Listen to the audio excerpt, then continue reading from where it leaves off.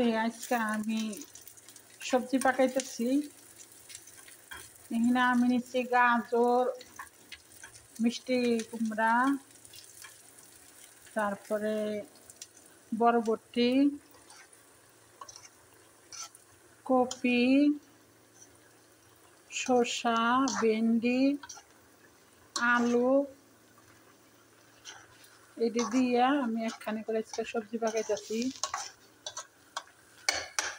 আমি সবজিটা পাকানো হয়ে গেছে গা। যারা ডায়েট করেন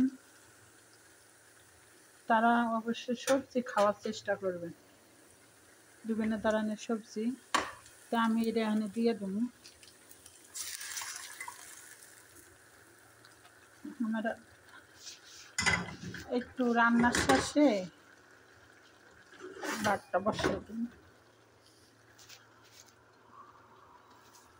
রান্নার শেষে চেষ্টা করবেন রসুন পেঁয়াজ ভাজা সবজি ভাতে দেওয়ার জন্য।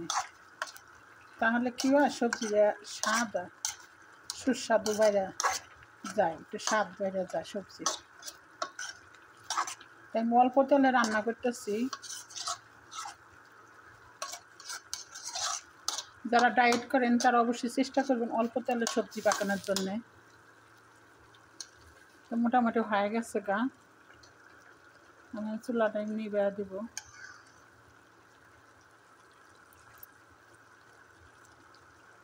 আলহামদুলিল্লাহ সব কিছু পারফেক্ট।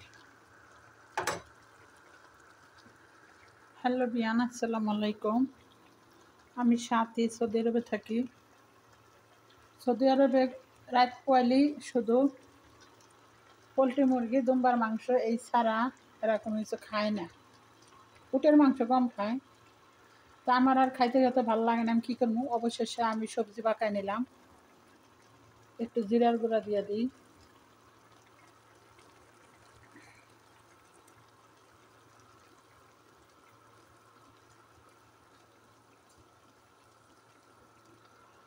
তো সবজি ভাত খাবো